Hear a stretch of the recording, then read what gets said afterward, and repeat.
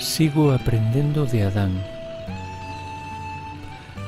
Agora aprendín o valor da palabra mentres. Adán fai algo mentres os demais fan algo. El dirixe o barco e eles poñen a roupa de augas ou limpan o peixe. El larga o aparello e os demais miran que non se enrede. O pai busca erva para as vacas na onsa e o avó terma da dorna e faena. Un traballo que non termina, calmo, pero sen fin, no que cada un asume o seu cachiño de tarefa. Adán e eles son o mesmo.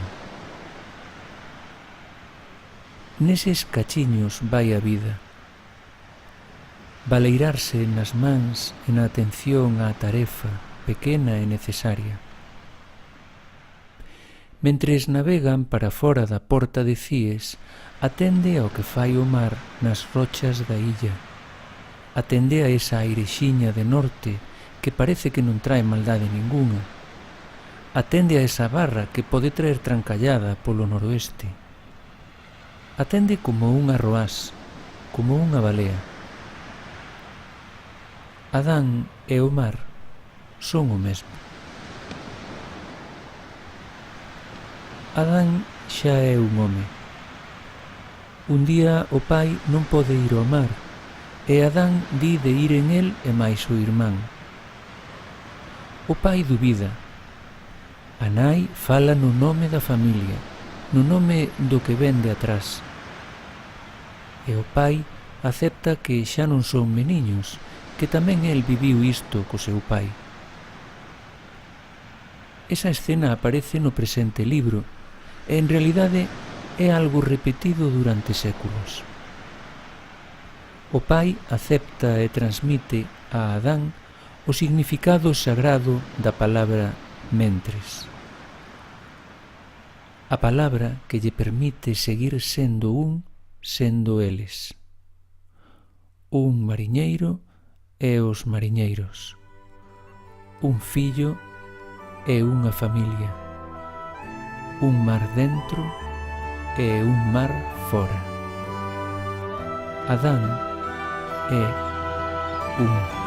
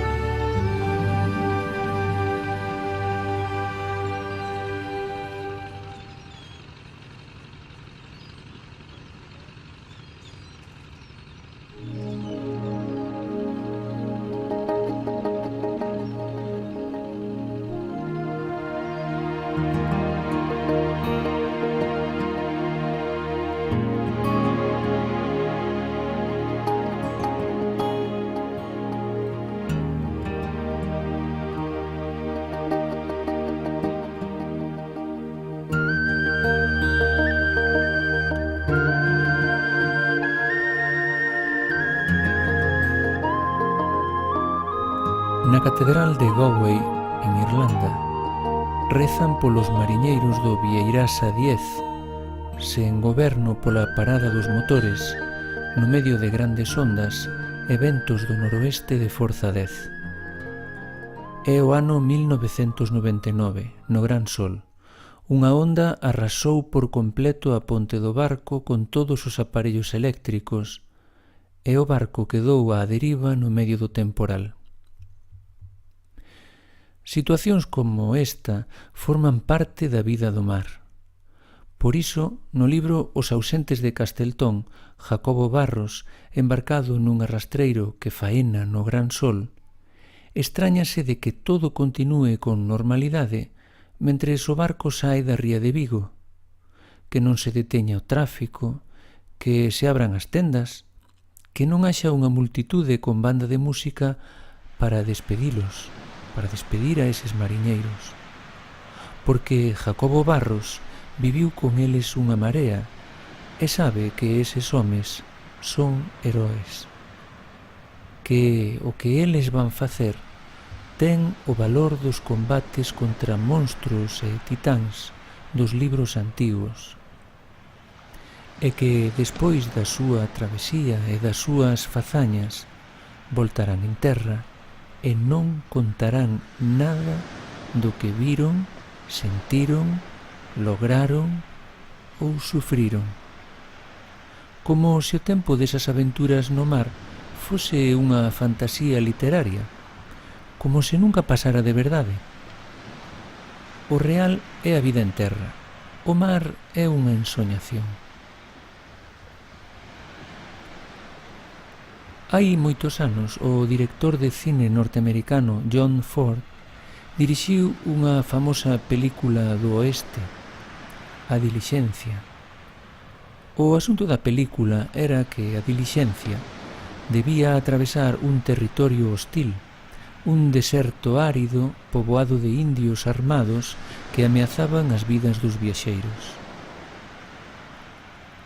A Dilixencia era o único lugar máis ou menos seguro, o único lugar firme no que sobrevivir e tamén aturar a convivencia forzada. Fora estaba o salvaxe e a morte. Un barco é como a Dilixencia de John Ford, un refuxio para sobrevivir no medio do mar incerto, un mar que se atravesa en todas as direccións dos caladoiros do mundo, un mar que garda os seus monstros e as súas maravillas, os seus temporais aterradores en Terra Nova e as súas auroras boreais en Noruega, ou os seus amañeceres luminosos no Gran Sol, ou as súas ouvellas na ría de Pontevedra. Por fin, a Dilixencia chega e o espectador xa pode descansar no seu asento. Só que os mariñeiros non son espectadores. Eles son os que deben atravesar desertos áridos poboados por guerreiros comanches cada día. Admiro profundamente a estes homes que son heroes e nin o saben nin o queren saber. E espero que a través das súas historias todos, comezando polos seus propios fillos, poidamos achegarnos a ese seu mundo, aínda que sexa só como espectadores. Para vivir as aventuras xa están eles.